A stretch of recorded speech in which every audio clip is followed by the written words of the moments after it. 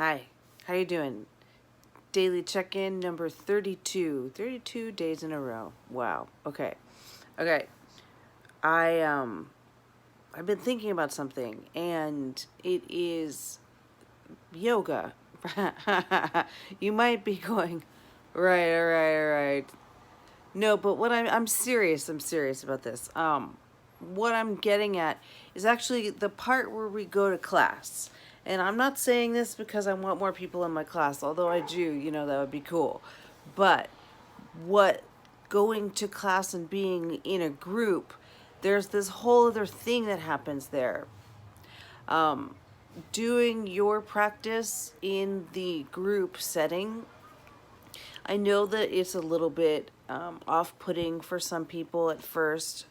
I just tapped the camera. Okay.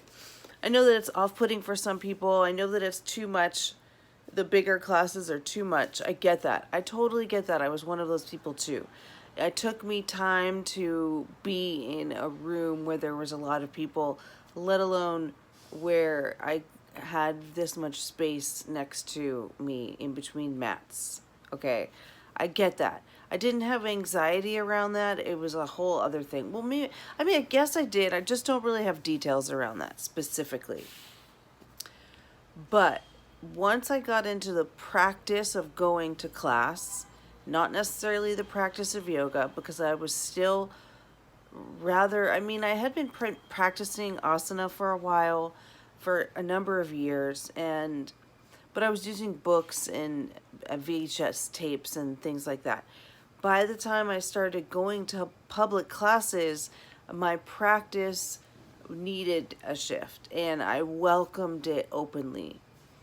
I but like I said, it took me some time to really go into these bigger groups. Except for I have this other story about one of my first yoga classes, but it's besides the point. What I'm talking about, what I'm trying to get what I'm trying to get to is that being in a group of people doing the work, the energy spreads, right?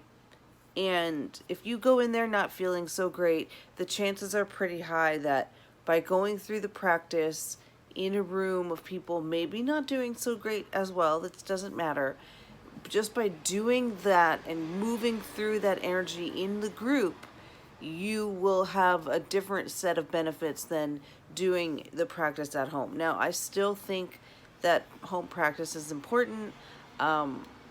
It was very frustrating for me to not be able to practice at home for a while, but that's another story I don't need to get into. But my point is that I get it.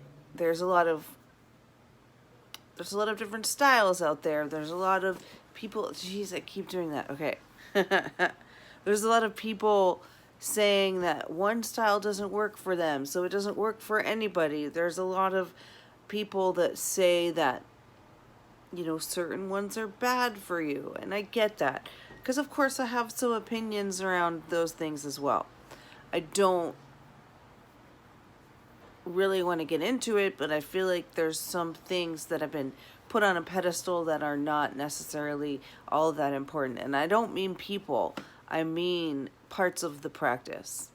So, that being said, there's still a special kind of magic when you go to do the practice in a group.